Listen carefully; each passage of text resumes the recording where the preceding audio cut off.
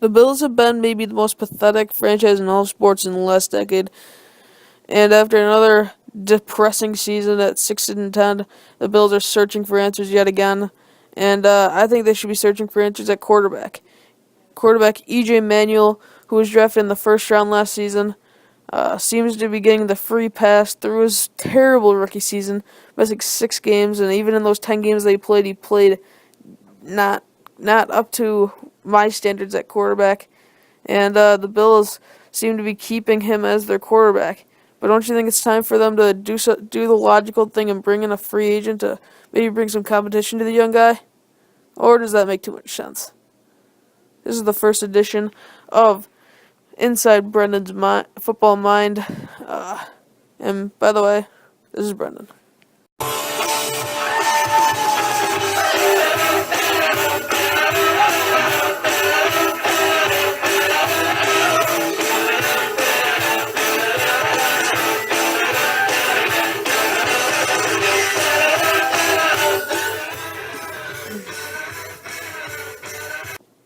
As you might know, there are some key names in free agency to look forward to this season, maybe for the Buffalo Bills, but even some more key names at quarterback. There are a couple of big names in free agency that the Bills should go after, such as a guy named Michael Vick. He's a restricted free agent, but it doesn't look like the Eagles are going to keep him. There's a guy by the name of Brandon Whedon, first round pick a couple of seasons ago by the Browns. He's 30 years old, even though he's only going into his third season in the NFL. He could be a possible name to bring into camp for the Bills to bring some competition to E.J. Manuel, maybe wake him up a little bit.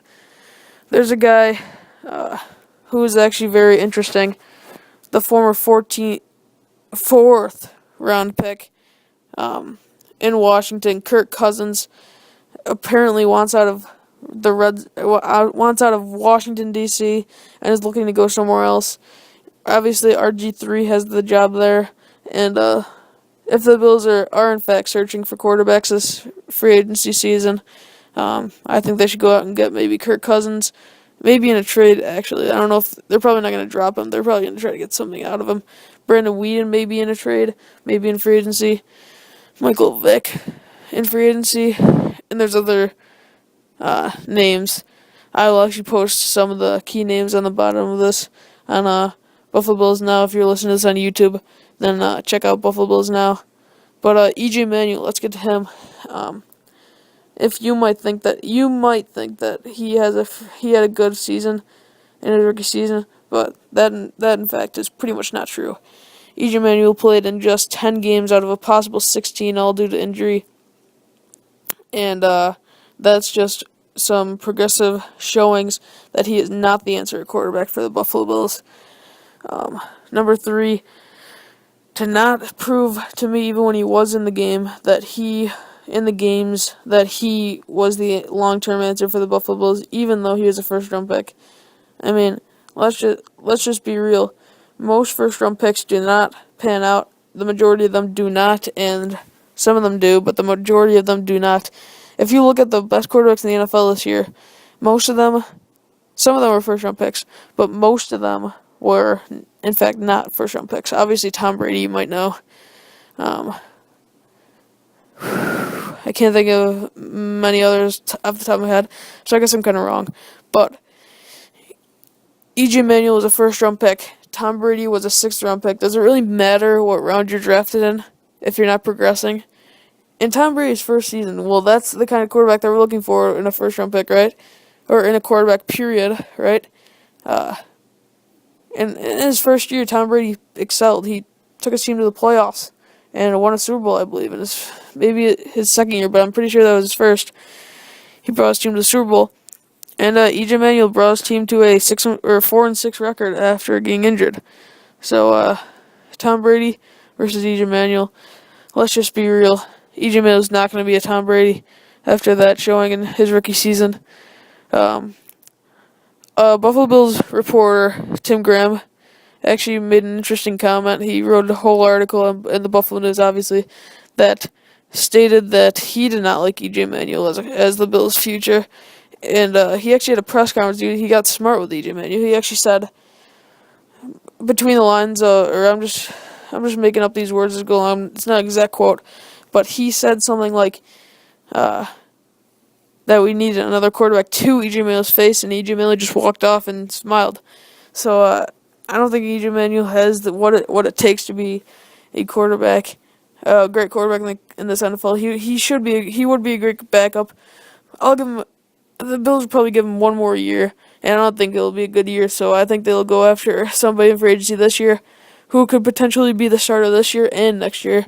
Maybe even keep somebody like Kevin Cobb, even though his career might be over due to that concussion, just to bring some uh, competition into free agency or into training camp.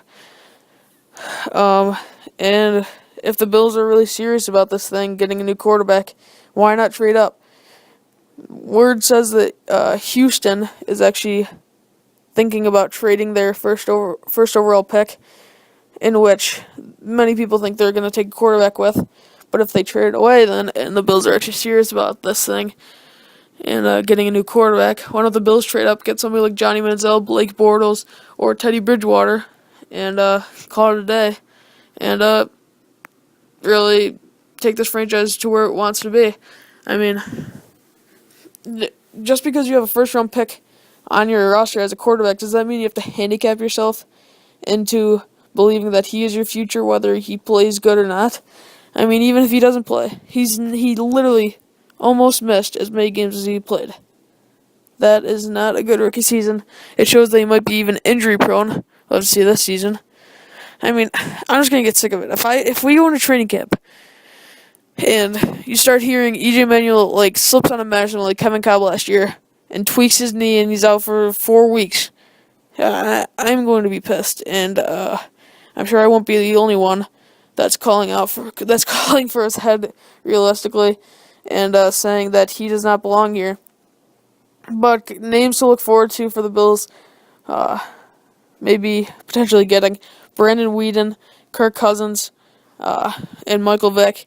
Look for those names as free agency rolls around in a few weeks, as March rolls around, and also this winter pretty much goes by in March. So, thanks for listening to this first edition of Inside Buff Brendan's Football Mind, and thanks for listening.